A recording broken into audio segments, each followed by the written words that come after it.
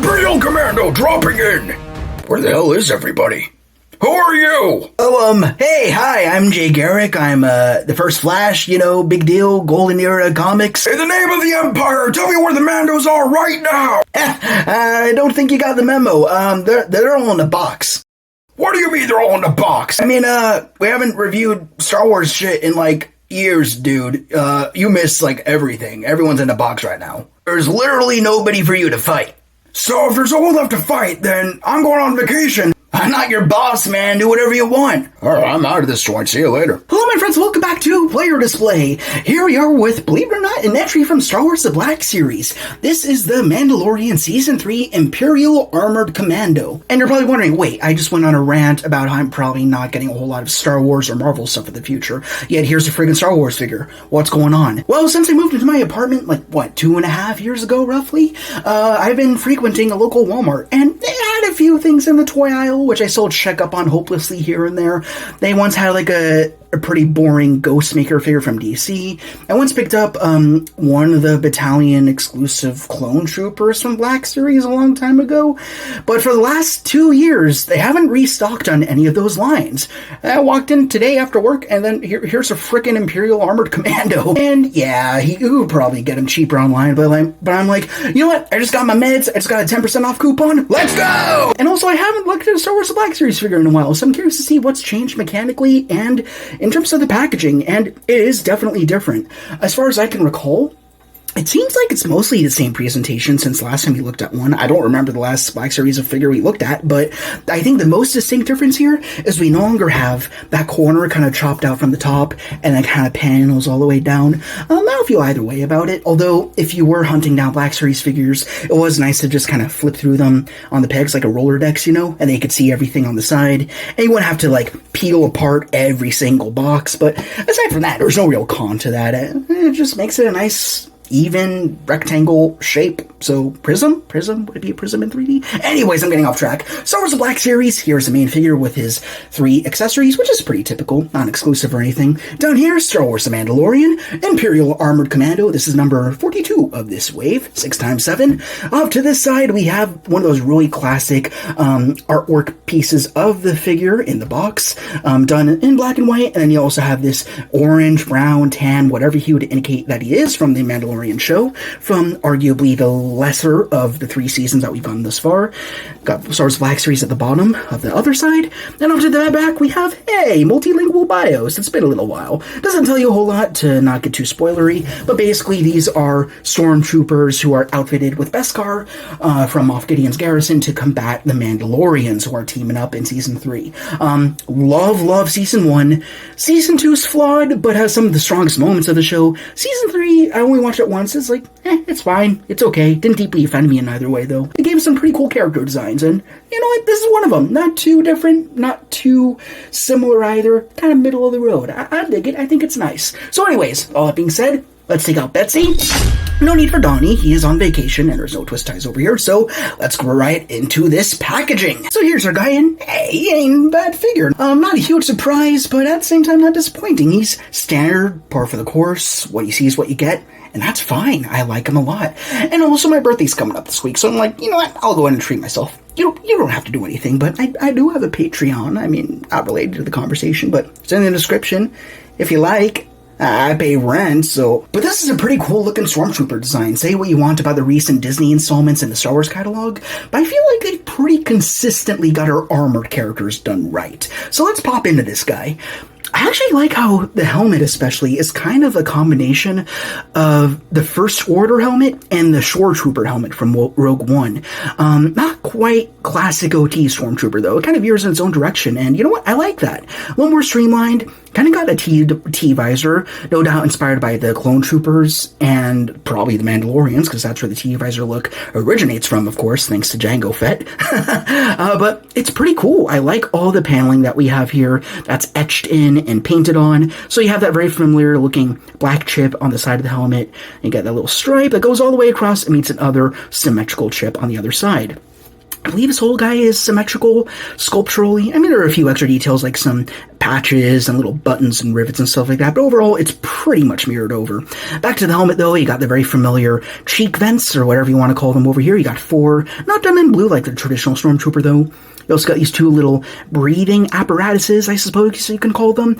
As much as I can pin down a Stormtrooper design, I don't know what every single piece on this armor is called, so forgive me there. Got a little bit of a light switch on the back of his helmet. I don't know what that is. And then you also have like 2 tones going on. You have the white, and then you got a nice dark gray going all the way around. And of course accented with some black, which we already talked about.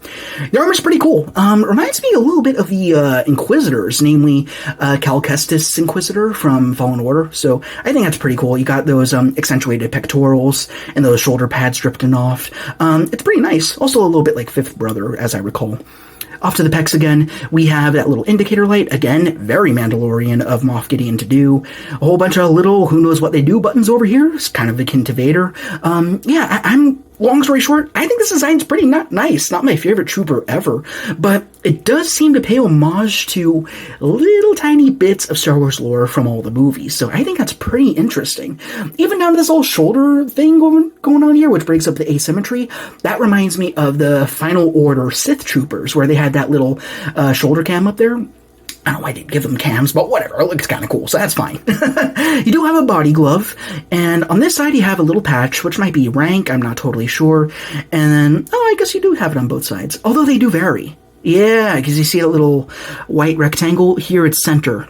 Here it's up. So they do vary. I'm not sure what the purpose is there. Pretty cool. I like that a lot. You also have very, very Boba Fett looking gauntlets over here. I think that is a concussion missile over there, if I'm not mistaken. And over here, just some little beep boop doodads, nothing else too striking to the eye. And very New Hope looking Stormtrooper hands, down to the padding on top. So that's pretty interesting. You have a pretty elongated codpiece, which granted probably gives him more mobility than classic Stormtroopers, because with them it's more of like a plastic diaper that goes all the way around, but here it's totally cut right through, all the way up to the belt. So his legs probably come out a good amount, which they do, which is pretty nice. I kind of almost skipped over the belt, but it's pretty streamlined, pretty consistent, nice and patterny, I suppose. And you can also see the riveted design of, I guess, the elastic that would have been underneath to hold everything together. So that's pretty cool. I also got a holster over here. I do recall their tradition of having that little plastic loop with a peg that pins on in. No doubt this is for his little blaster pistol, one of 2 of his weapons, excluding the jetpack. Down to his legs, more of that almost, I don't know how you describe this color. It's like a mud gray or something. But you have more of the body glove. You got these 2 shin pads, I suppose, or calf pads, shin pad. No, these are shins. These are calves. I'm way off. All right, these are on the outside of his thighs. There we go. I'm not a master of anatomy. I just like my plastic. So anyhow, moving on down. Pretty unique knee pads. I don't think I can recall Stormtrooper design where you had those little tiny fins popping out from the sides. Maybe it's a precursor to the First Order Jet Troopers or something, because I remember they had some accentuated details to help them in flight or something like that. So this might be a precursor to that. I think that's pretty interesting. Really well thought out design, in my opinion. Down to the boots. Boots are boots. Been a long time, but I say it again. So, yeah, pretty nice looking base figure. And again, one of the really cool things about just toys in general is it gives us a chance to look at some pretty well thought out character designs of characters from shows or movies that were otherwise moving way too fast for us to actually admire what the hell's going on. So I'm really digging this guy. Let's put him back now, and let's hop right into accessories. He's a little smaller, and he's not as packed as other lines that we typically look at, namely NECA and McFarlane, so not as much to look at here, but they're still pretty neat. I guess we'll start off with the jetpack. Pretty cool. Again, very streamlined, very first ordery in my opinion. 2 low gray fins off to the side, 2 black exhausts at the bottom, and something of a gray tertiary exhaust at the top. Tertiary. That's a word you don't hear every day. And off to the back, it looks like it's the same 3-pin system that is used for most jetpacks in the Black Series. So, yeah, not as fancy as the Mandalorian jetpacks, but that's alright. A little bit more minimalistic, a little bit more lightly packed, but Putting this on, actually, that's a very secure fit. It's not knocking off, shaking them around, not gunning off. No real reason to remove it either. I mean, it doesn't restrain articulation. There's no extra flame effects. Although, I'm just noticing, I think, yeah, there are ports down here for some flames if you want to plug them in from, the Dark Trooper comes to mind, so you can get it from him. Did Paz Vizsla have them? I don't think he did, but he did have ports similarly to this Commando over here. This does weird me out a little bit because all these troopers are called Commandos, and there was like, what, hundreds of them? So who was below Commando, and why were they not also sent into the fray against the Mandalorians? Maybe I'm thinking about it too hard. But anyways, yeah, very nice jetpack, does the job, no articulated parts or anything that pops out. It just does what it does, says what it needs to say, and it looks pretty damn good. So here we are. And it's also quite thin, so it's not like weighing him back or anything. He's standing up perfectly straight. No issues here to speak of. Off to his weaponry, which is pretty simple, but I think it's all new molds. Very familiar to New Hope stuff, but a little upgraded, you can see. Again, it's kind of bridging the gap between the OT and the ST, if I may call it that. Yeah, this looks like one of the little blasters. Again, I don't remember all my weapon names, but this looks very much like that classic Imperial blaster without the scope along the top. And again, it's a little less, like, geometric, I suppose. It looks more technological, I guess, with some more rivets and little wheels and who knows what's going on in a magazine. It so weirds me out that Star Wars weapons have magazines, but it looks good. And let's test this out in his hands and in his holster, because he does have a dedicated one just for it. Trigger hand, easily done, not an issue. So let's also get this off to his side, and this should go in no issue. Yeah, slides right in, and yeah, a little plastic loop goes in no problem. I remember having issues with figures like, I think, Cad Bane and Migs Mayfeld way off in the past, Migs being the very first figure we ever reviewed on this channel, and sometimes those little pins, they either didn't reach all the way down, or the pins were too big, and they wouldn't, like, stay in the hole for some reason. But on this guy, everything is nice and tender, so clicks right in. Really good quality figure. But the last accessory he has is a bigger blaster. One weapon name I do remember is the E11, and I suppose this is a descendant of that. Similar, but different. Wholly unique mold, I'm pretty sure. You kind of see, like, this little rail at the bottom. Again, these are just, layman's terms for what weapon anatomy is. You got the buttstock in the back, I know that much. You do have a scope, got the grip, and you don't have that magazine that is pretty much a trademark of the E11 poking out from the side and kind of curving back forward. So that is missing here, but that's okay. It's a whole new design. It's accurate as far as I recall, so not bad. And now let's see how he does with the two-handed pose before we get into articulation. Everything I expect will be fine. They pretty much master the art of doing single-jointed elbows, which look good, but also move to where you need them to go. I assume this is an up and down hand? It is up and down. Okay, interesting. I expected it to go this way and not this way, but it still works, which is fine. And yeah, you can aim just fine, looking good, and then you can manipulate that hinge, get it a little higher. You see, this is one of those rare cases where I'd actually prefer the right hand goes up and down and the left hand goes in and out. So that way you can move this hand up a little bit and then you can peer down the weapon without it being crooked. But it's not that bad. It still looks pretty nice. And yeah, just have it at his side. Still looks pretty cool. Reminds me of Battlefront 2 EA a little bit. I mean, even though I prefer classic, but homages aside, this is a solid figure. I dig him a lot, so let's unequip him.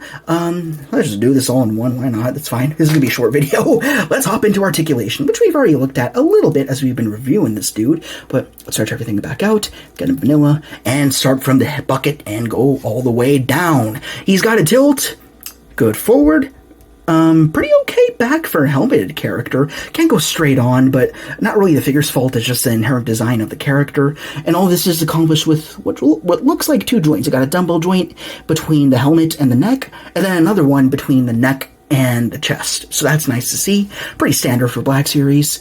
There are even some butterfly joints in there. I can't imagine they'll do much because of the armor here, but never hurts to have it. So it goes much in. It does cause a little warping in the shoulder armor, though, so be wary of that. I'm sure if this was chopped away, you could solve this all the way up, but if you do it, it causes some warping. Again, not the figure's fault. Off to the side, I think it might actually go beyond 90 if it weren't for that plastic overlay. Down to the elbows, again, single-jointed, but they do come up past 90, and I think that's all you need. And you also got your swivel in there. Looking great. I love that compromise. You also have a swivel, I believe, below each gauntlet, which is a plus. They didn't have to do that, but I do prefer it, especially since one has a concussion missile there. And does this one swivel as well? Yes, it does. Great. We already talked about wrists. They both swivel. Righty goes up and down. Lefty goes in and out. Torso, a ball joint between the chest and the abs. So you got that back and forth, and some forward. He looks like he's in serious agony when he's over there. And you can go back. Pretty nice.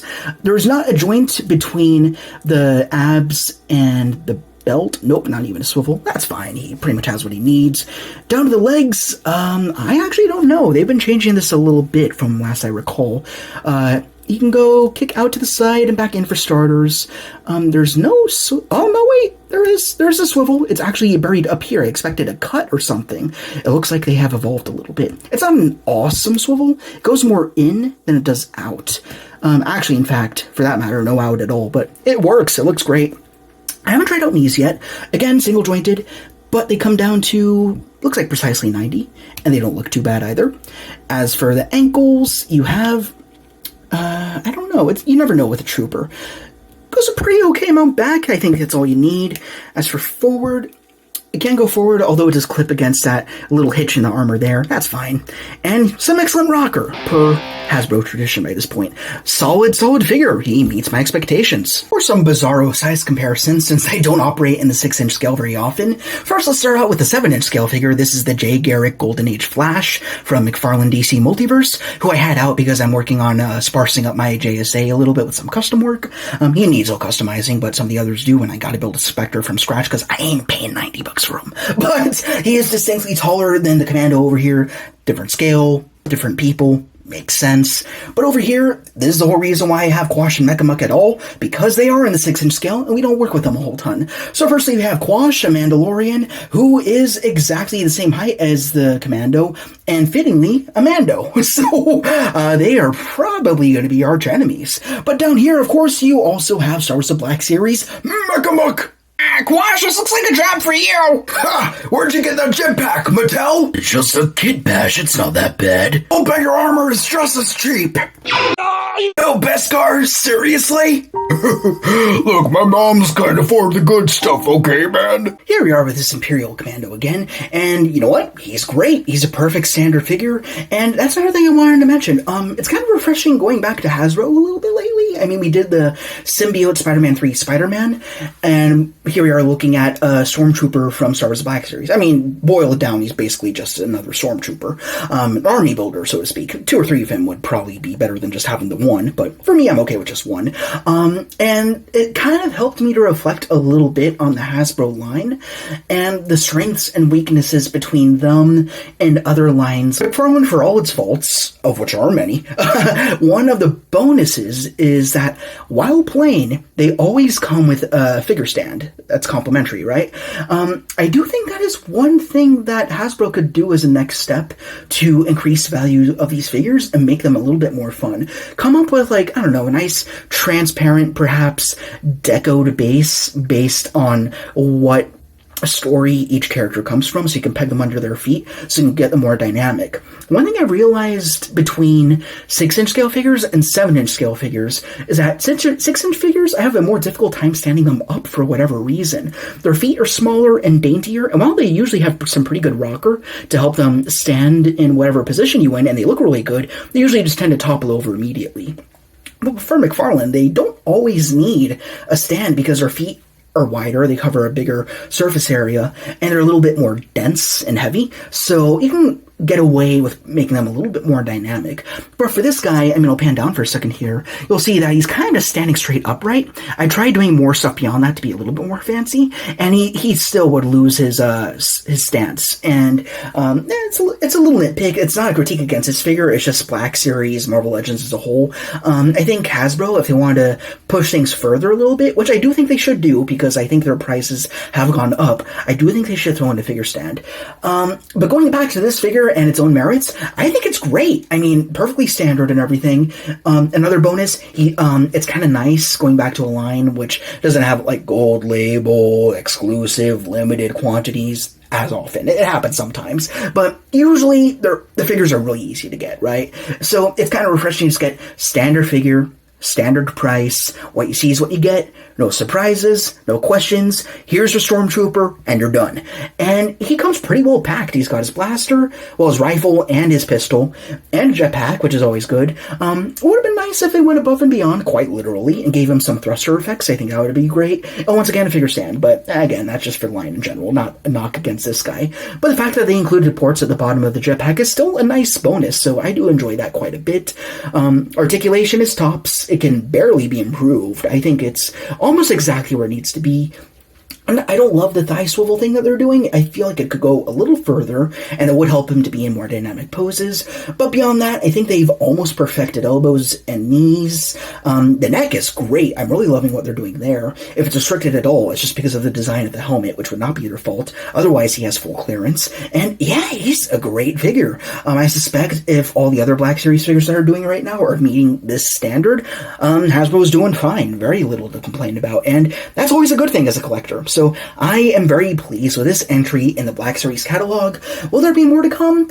I'm not sure. I have my eyes set on a few other more interesting things that I prefer as a collector, but again, I do have a Patreon, so if you want me to break a leg going after anything in particular, then hey, I'd be happy to review more stuff for you. So anyways, enough plugs. That is it for this review. If you enjoyed them, please, as per usual, be sure to Like! Comment. Ring the bell to be notified of our latest arrivals. And subscribe. Sure, they always miss, but at least they finally have decent-ass armor. Rock on, and I will see you all later. Hey you! Yeah, you! Check out this other video you might like in our sister gaming channel. It would be real sweet if you did. Still waiting!